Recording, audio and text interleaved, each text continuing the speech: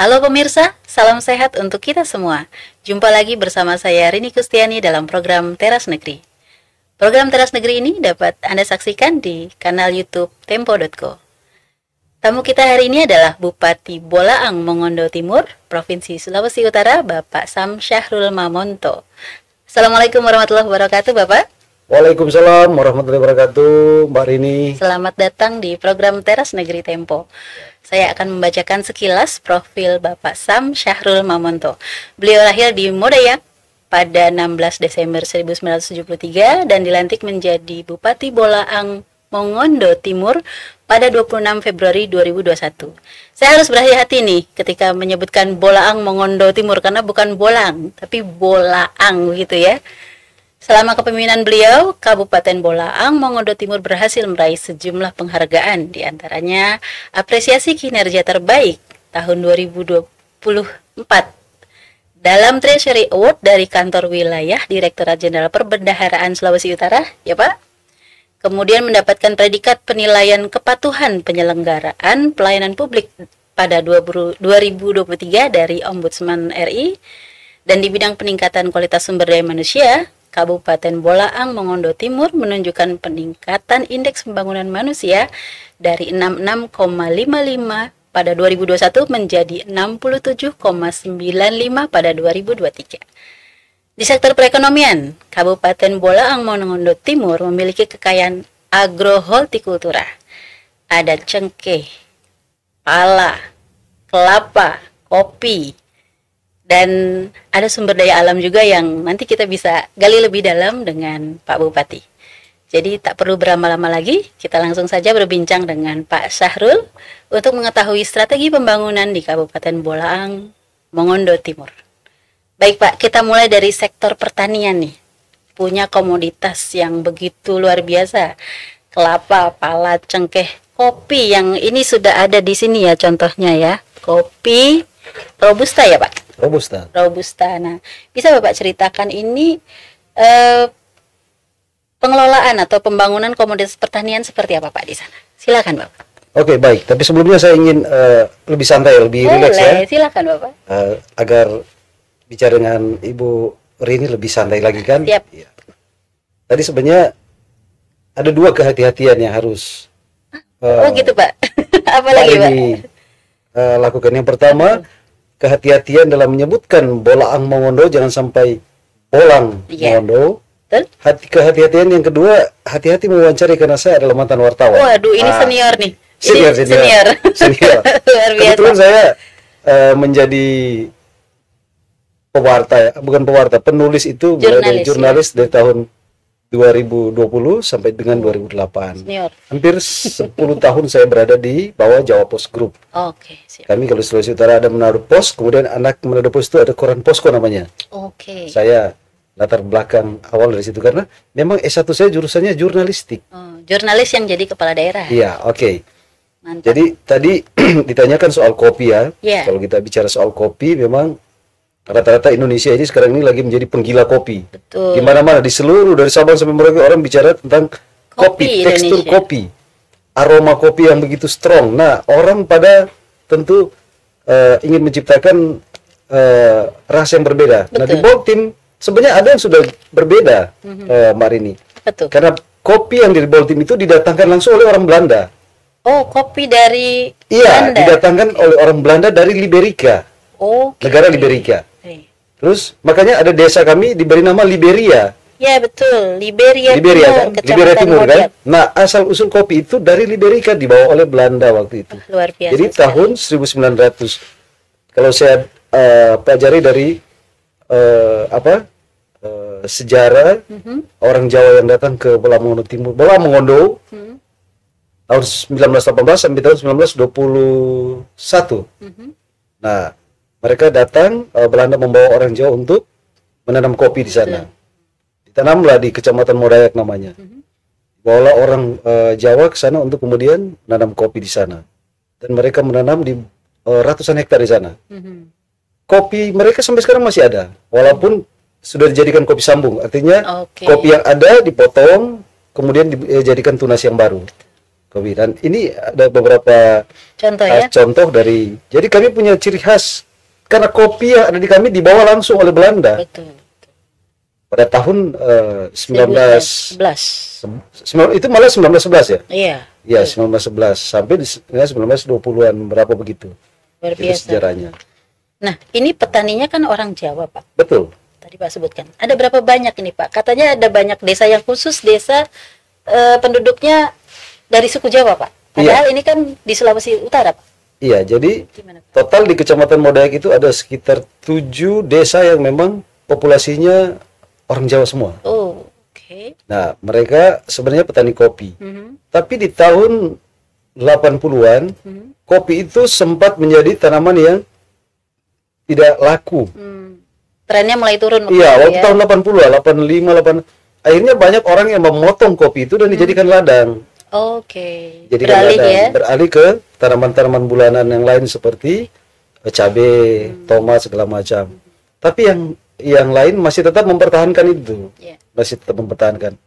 Nah, orang-orang Jawa ini ada saya. Mereka bukan orang Jawa. Saya menyebut mereka adalah orang Boltim yang berasal dari suku Jawa. Oke. Tapi karena mereka sudah lahir di situ, Mbak. Iya, iya. Betul. Sudah lahir di situ, mereka sekolah, mereka bahkan ekonomi mereka itu sekarang banyak yang sudah lebih hebat dari orang asli situ.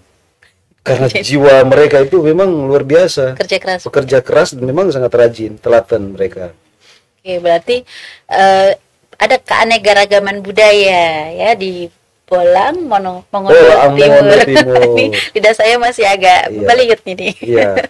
Jadi ketika ada potensi kopi, kelapa, cengkeh, pala, itu strategi pemerintah apa tuh Pak untuk mendorong produktivitas Iya. sehingga pendapatan masyarakat meningkat baik. dan kesejahteraan tercapai?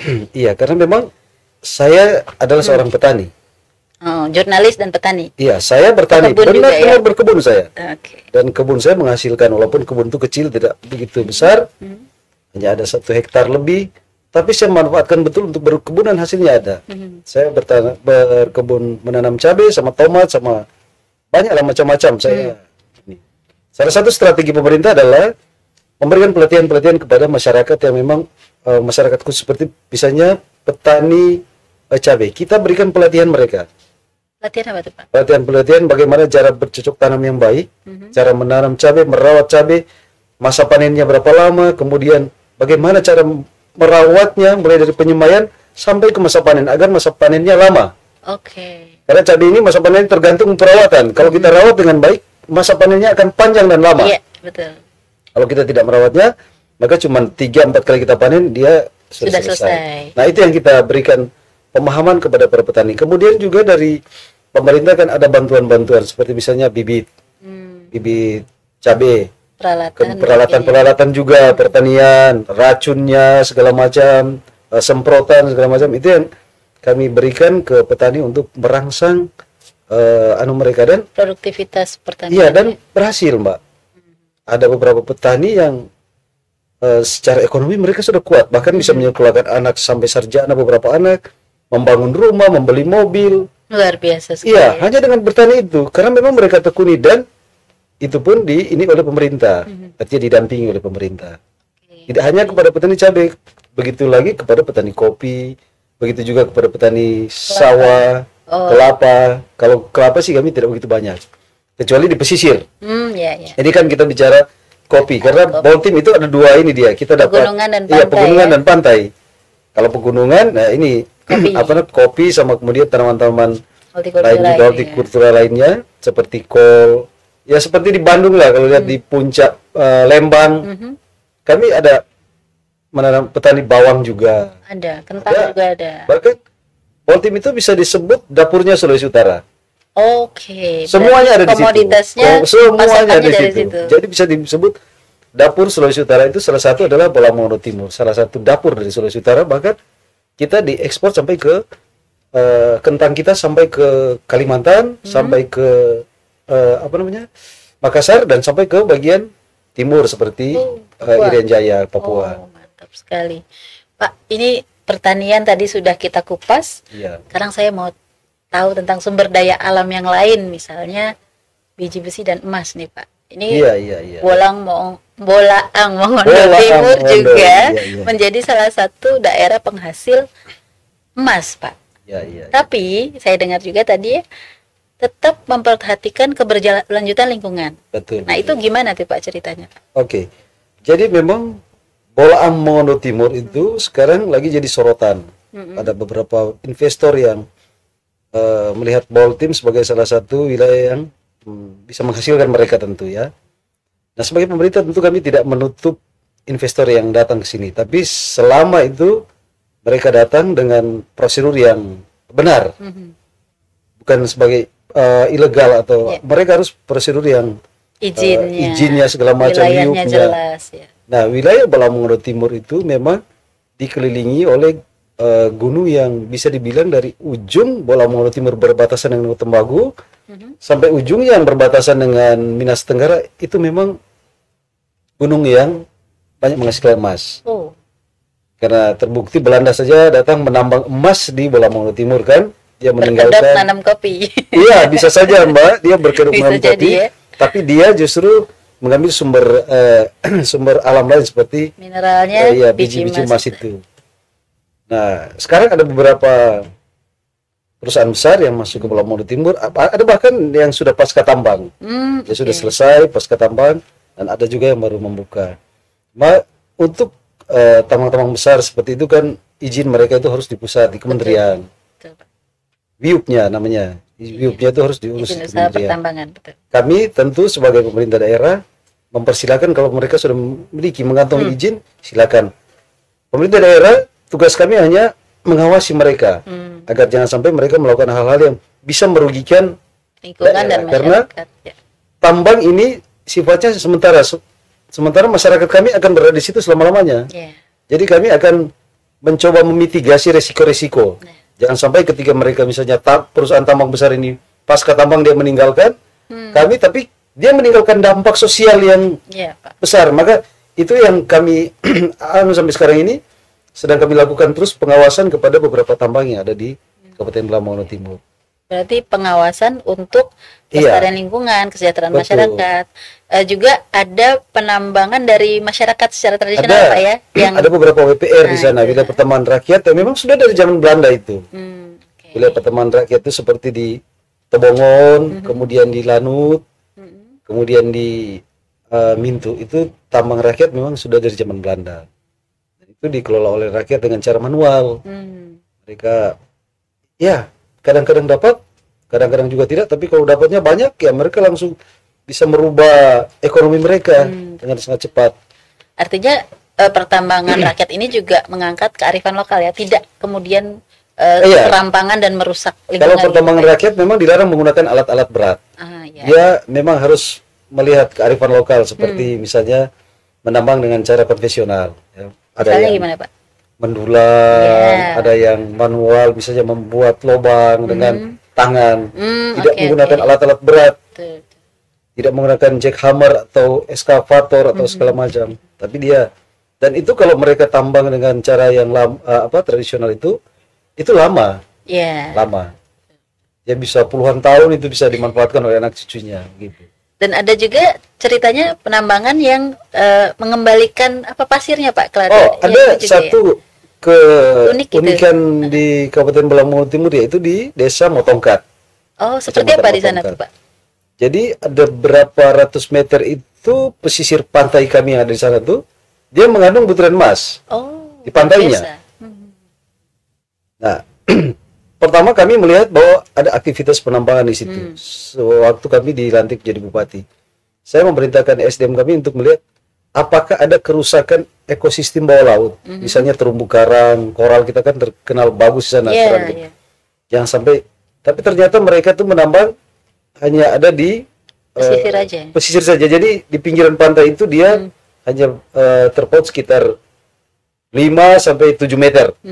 Itu artinya mereka masih ada di pasir. Betul. Belum ke arah karang. Ya, betul. Nah, kemudian mereka menggunakan alat penghisap pasir ya. Pasir. Kemudian mencoba memisahkan butiran emas dengan pasir, dan pasir dikembalikan lagi di situ. Jadi nggak menurut saya biarkan gitu ya. Abrasi pantai juga tidak tidak tidak akan terjadi ya. karena pasirnya dikembalikan lagi ke situ. Oke. Berbeda misalnya pasirnya kami angkut bawa ke sana, Nah, dikelola di sana, dibuang di sana, tapi pasirnya juga tetap di jadi tempatnya. ramah lingkungan lah penambang. Dan itu jadi salah satu mata pencarian masyarakat di Kecamatan Motongkat, khususnya Desa Motongkat. Itu keunikan karena orang menambang di pesisir pantai. Mencari butiran emas sih, bukan menambang. Kalau menambang kan menggali, tapi Iya, betul. mencari butiran emas. Wah, itu luar biasa sekali, Pak. Iya. Kalau wisatawan main ke situ, Ya, bonus.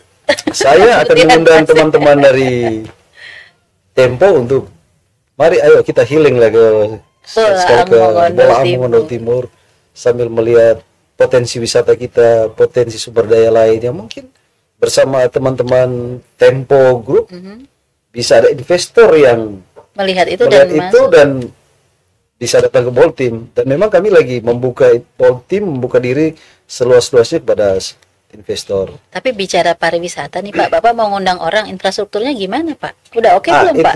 Salah satu itu tantangan. Oh, tantangan. Tantangan menurut saya itu sebuah tantangan karena saya tidak menyebut itu sebuah halangan atau itu tantangan kami. Bagaimana caranya agar kemudian orang itu datang bisa menikmati Boltim walaupun tanpa fasilitas bintang 5. Oke. Jadi orang bisa tinggal di homestay atau di hotel-hotel kecil. Kalau hotel kecil kita udah banyak sih, ada berapa. Sekarang lagi ada dibangun sementara pembangunan ada hotel bintang 3 di Boltim dan itu bisa menjadi salah satu penarik wisata yang ingin ke Pulau Mongondo Timur untuk menikmati wisata alamnya di sana. Mantap. Terus di sana ngapain aja tuh Pak? Daya tarik wisatanya apa saja? Oke, daya tarik wisata di sana tuh Boltim tuh disebut dengan daerah 1000 danau karena kami banyak danau. Sampai di atas Gunung Ambang tuh ada 2 danau. Gunung Ambang itu gunung api yang statusnya aktif diam. Aktif diam, berarti Dia aman aktif, ya Pak ya? Iya, dia aktif tapi dia diam. Tidak batuk-batuk lah. Karena tetangganya kemarin batuk, gunung beruang kan? Betul. Nah, kemudian ada pantai, kami memiliki pesisir pantai yang begitu indah. Berapa panjang Pak? Panjangnya ada sekitar 120-an kilometer pantai kami. Kalau saya tidak salah lihat ya. Pasir putih Pak? Pasir putih, didominasi oleh pasir putih yang sangat indah. Kami menamakan ada pantai yang namanya Pantai Timur, memang pasirnya berbeda Mbak dengan pasir di pantai lain. Kalau kita bilang putihnya abadi.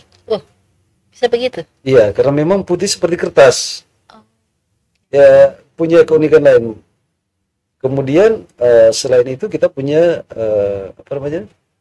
wisata lain juga seperti air terjun. Oh, ada danau, air terjun. Lengkap lah. Pantai, bisa snorkeling tadi Bapak sebut, ada terumbu karangnya. Ya? Wah, terus lautnya juga kan masih murni, masih. Nah, iya betul. Masih bawah lautnya belum tercemar lah. Nah, the best lah. Saya tidak dalam memuji karena itu daerah saya, tapi saya bersyukur kepada Tuhan dilahirkan di daerah yang begitu indah dan penuh dengan sumber daya alam yang luar biasa.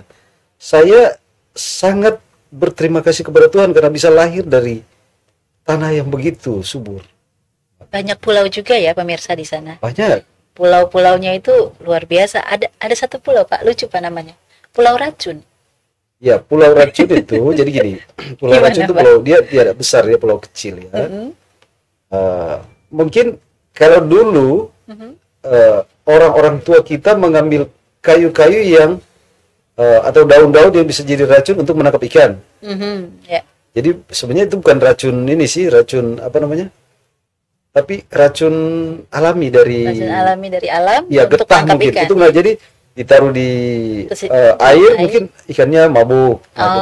Mungkin di situ kalau menurut cerita dari beberapa orang tua, mereka ada jenis kayu di situ yang bisa mereka ambil untuk daunnya dipakai untuk membuat ikan itu semaput lah, pingsan, bukan mati. Sehingga lebih mudah untuk ditangkap. Lebih mudah untuk diambil. Jadi bukan racun kimia. Oh, berarti itu penjelasannya pemirsa tentang Pulau Racun itu apa ya? Racun. Bukan berarti di situ banyak orang yang menyimpan racun atau apa.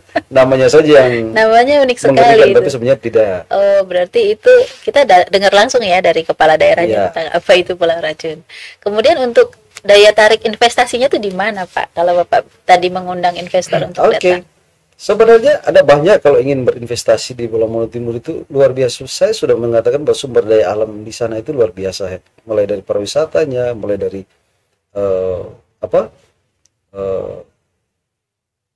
hasil yang pertaniannya segala macamnya banyak sekali kalau untuk berinvestasi di Bolamono Timur. Dan saya rasa orang yang akan berinvestasi di sana itu dia tidak akan rugi karena Boltim ini sedang berkembang. Itu dari daerah yang berkembang, dia bukan daerah yang pertama adalah Boltim itu adalah daerah lintasan. Dari dia bukan daerah tujuan ya. Iya. Jadi daerah-daerah lain seperti Minahasa Tenggara tuh, dia kalau ke Kota Mobagu dia harus lewat Boltim. Nah, orang Kota Mobagu, orang itu kalau misalnya ingin ke Minahasa Tenggara atau ke Manado dia harus lewat Boltim. Jadi itu daerah lintasan sebenarnya. Yang peluang ekonomi itu masih lebih terbuka dibanding daerah tujuan kita yang tidak ada lintasan. Dan kita sudah memikirkan sebenarnya bagaimana mengembangkan Bolamono Timur itu ke arah yang lebih baik lagi. Kalau terobosan dari Bapak nih yang signifikan selama sejak dilantik sampai hari ini, itu apa, Pak? Yang pertama, ketika saya dilantik, saya bertujuan untuk meningkatkan sumber daya aparatur sipil pemerintah daerah. Sumber daya mereka dulu yang harus saya upgrade. Karena tanpa sumber daya yang handal, sumber daya SDM, sumber daya manusia yang handal, sumber daya alam juga tidak akan bisa kita apa-apakan. Betul. Kami menyekolahkan mereka, membuat pelatihan-pelatihan segala macam. Itu bukan hanya di tingkat PNS, sampai di tingkat bawah. Misalnya sejenis kalau di desa itu, di desa itu ada kepala dusunnya, aparat perangkat yang ada di BPD-nya, itu kami berikan pendidikan. Bapak ajarin nulis atau gimana, Pak? Karena Bapak kan jurnalis. Iya. Paling tidak laporannya udah enak dibaca gitu ya, Pak? Iya. Jadi banyak yang ini saya lakukan waktu itu. Begitu juga ke tokoh-tokoh mudanya seperti ada KNPI, kemudian itu kami berikan pendidikan khusus atau kami berikan pelatihan agar mereka bisa lebih mengetahui apa sebenarnya yang harus mereka lakukan. Karena menurut saya sumber daya manusia yang kurang tidak akan mampu mengelola sumber daya alam yang banyak. Luar biasa. Itu yang saya. Dan sekarang ini ada semacam ini, kalau di Boltim itu ada keinginan mereka untuk mengambil sekolah. Meningkatkan kapasitas diri ya. Jadi pejabat yang tadi S1 kemudian mengambil S2 itu banyak sekarang. Dan saya menginginkan itu. Ya bercermin dari bosnya juga kali ya. Bapak lagi proses dokter ya, Pak ya? Iya. Alhamdulillah, Mbak. Insya Allah mudah-mudahan kalau bisa saya selesaikan, karena tentu agenda acara daerah ini sangat banyak dan padat. Mudah-mudahan saya bisa segera selesaikan itu. Insya Allah ini menjadi cermin kepada mereka bahwa dengan bersekolah kita lebih mampu melakukan hal untuk lebih baik lagi. Karena kalau hanya dengan keterbatasan ilmu, kita tidak akan mampu bersaing dengan daerah-daerah lain. Dan itu yang menjadi tujuan utama saya. Peningkatan kapasitas sumber daya manusia dari aparatur daerah itu sendiri, dari tingkat kabupaten sampai desa ya, Pak. Sampai imam-imam pegawai syari kami beri bimtek-bimtek semua. Kalau dulu kan itu tidak pernah ada. Tidak ada ya. Pendetanya, semuanya. Agar dia tahu apa yang biasa dia lakukan dalam khotbah yang memotivasi masyarakatnya untuk lebih rajin bekerja. Jangan malas. Dan itu semua kami lakukan. Luar biasa. Dan itu menurut saya suatu gebrakan yang luar biasa, dan sekarang terjadi apa yang saya inginkan. Mereka sudah, jadi mereka sadar akan tupoksi mereka masing-masing. Dan mereka bisa menjadi motivator untuk orang lain. Iya. Jadi sesuatu yang baik itu harus ditularkan, kan? Betul. Saya menularkan ke camat sesuatu yang baik. Camatnya menularkan ke kepala desa menularkan kepada DPD-nya, DPD kepada aparat pada masyarakatnya. Betul. Akan bersambung begitu terus menerus sampai di bawah. Amal jariahnya, Pak ya. Ya, betul. Insya Allah mudah-mudahan. Pak, ini satu pertanyaan terakhir sebelum Bapak menyampaikan closing statement. Bapak masih sering nulis, Pak? Masih sempat begitu? Kan biasanya sibuk nih kepala daerah. Jadi naluri menulis itu tidak bisa saya bendung. Naluri menulis. Jadi walaupun tulisan tidak saya share atau tidak saya bagikan, tapi saya menulis dalam handphone pengalaman pribadi saya. Catatan pribadi saya. Saya menulisnya dengan gaya menulis feature lah, tulisan-tulisannya agak enak dibaca. Kalau kemudian ada sesuatu yang terjadi, contoh ya, kemarin ada sebuah peristiwa tragedi yang begitu sadis. Ada anak umur 8 tahun dipotong kepalanya di Baltim yang hanya diambil kalungnya dan gelangnya.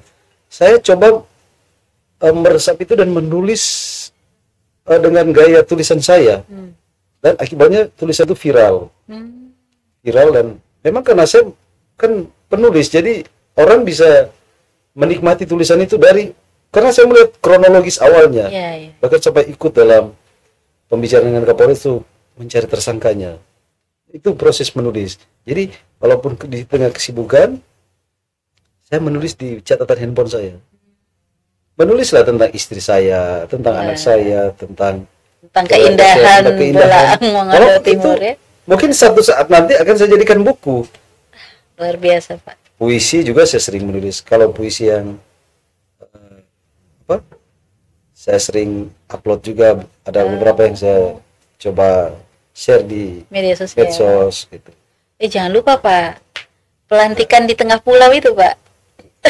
Itu juga luar biasa itu ceritanya ya, Pak. Itu saya ingin menunjukkan sebenarnya kepada bangsa ini bahwa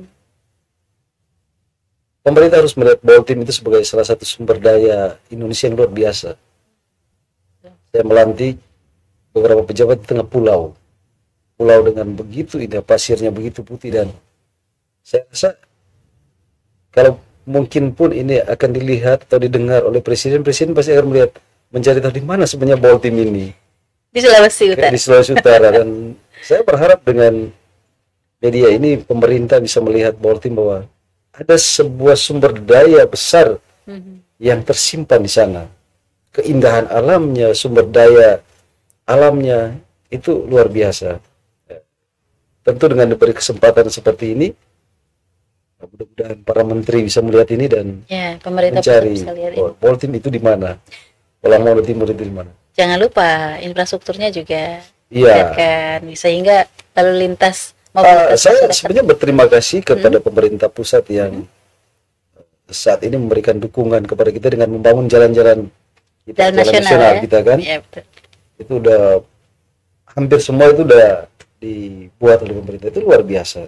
Menurut saya itu sangat membantu masyarakat, perekonomian masyarakat, karena jalur utama itu kan bisa menjadi salah satu sektor untuk mendongkrak perekonomian masyarakat. Lewat di situ. Iya, betul.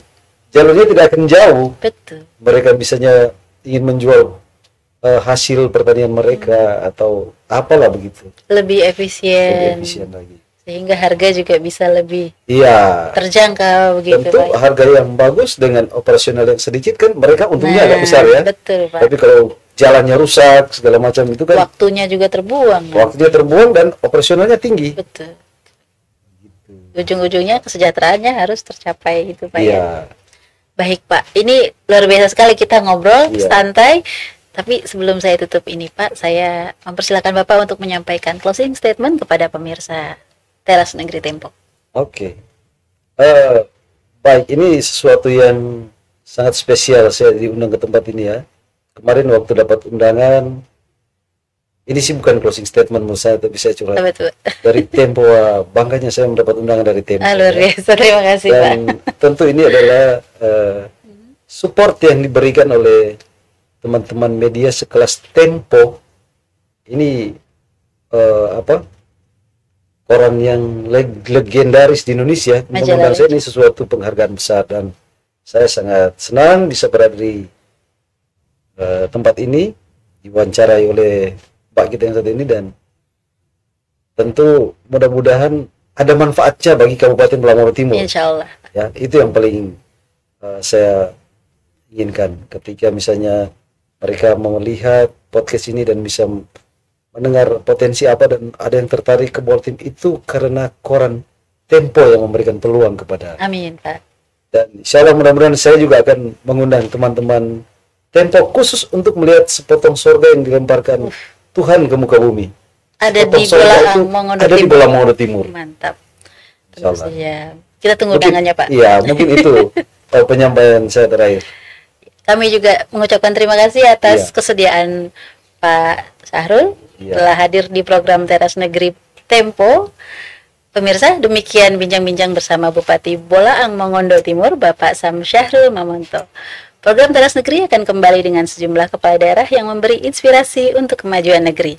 Jangan lupa, tadi sudah ada ajakan ya untuk datang ke Bolaang Mongondo Timur. Saya Rini Kustiani beserta kru yang bertugas pamit undur diri. Sampai jumpa.